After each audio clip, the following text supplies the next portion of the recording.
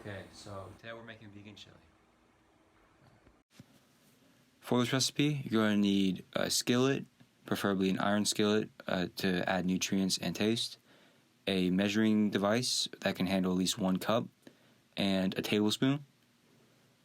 For the actual chili, you're going to need 1 can of black beans, although pinto beans or kidney beans can also work for this.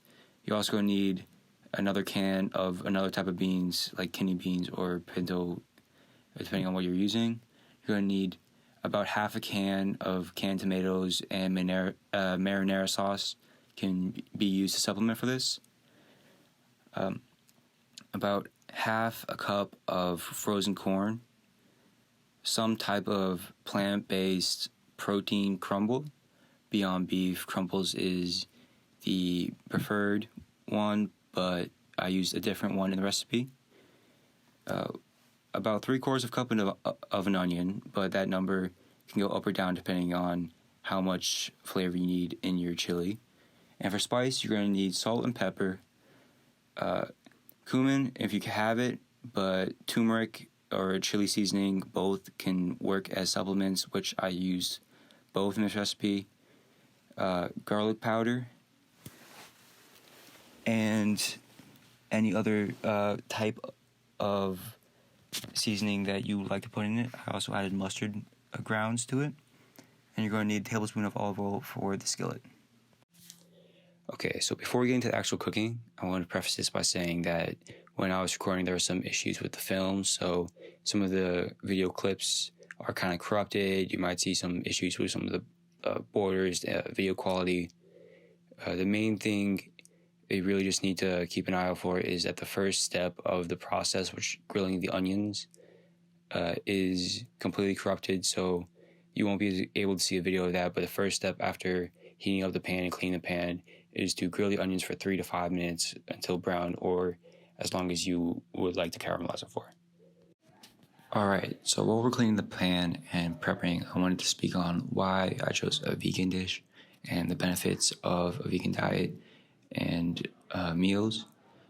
So to start off, just to, obviously what I did for the vegan make it vegan is just take out all the meat ingredients and add plant-based ingredients. These plant-based ingredients are really good, especially the Beyond Beef brands, because they have lots of protein, no cholesterol compared to meat, which has a large amount of cholesterol and can contribute to heart disease later on the road, lung diseases, dietary problems, and weight gain.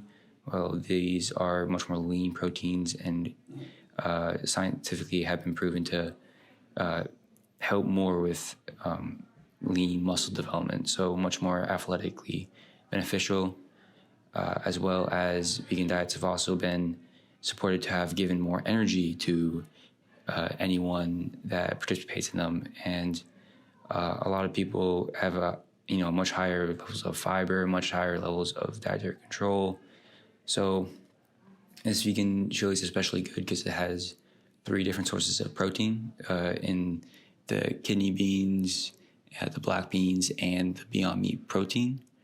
That's going to have, and between that two, you also have a large amount of iron and other nutrients. So this is a very complete meal, along with a lot of other vegetables to add in taste, and it's also a very delectable meal.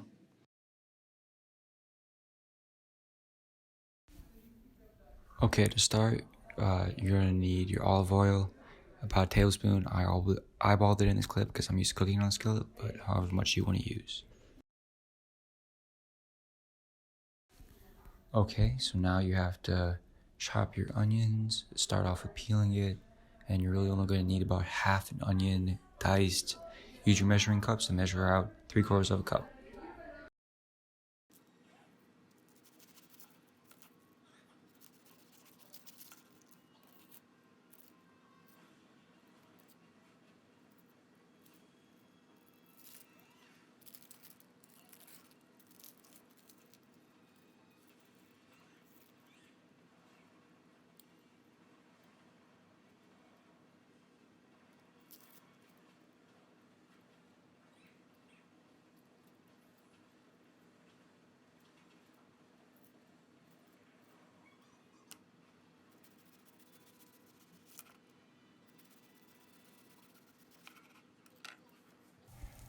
Okay, so remember this video skips a step of grilling the onions for 3 to 5 minutes or until they're blackened.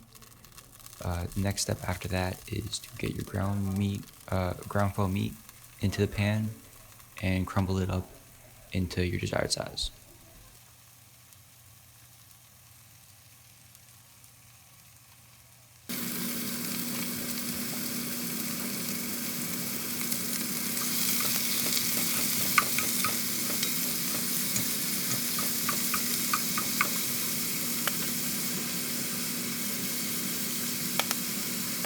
Okay, so now that your meat's in the pan, time to add your spices.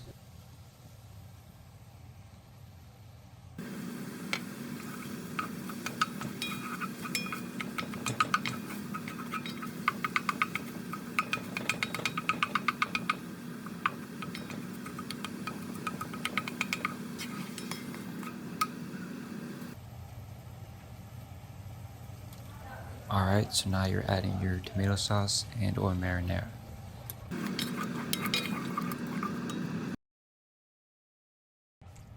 Alright, now add the pinto beans.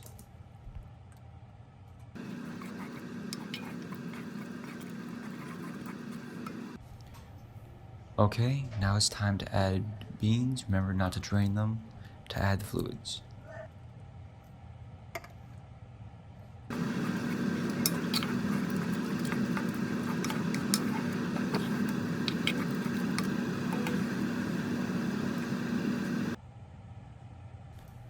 I added extra marinara to thicken the base.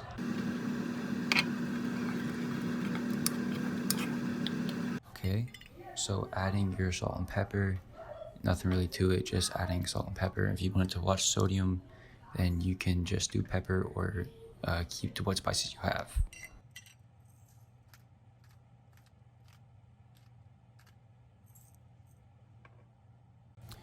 Here's where I added the garlic powder.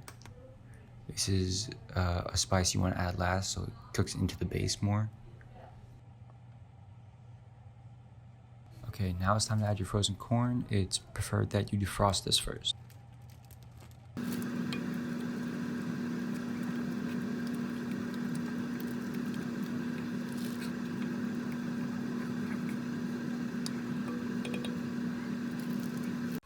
Okay, so now cover and sit for 15 to 20 minutes.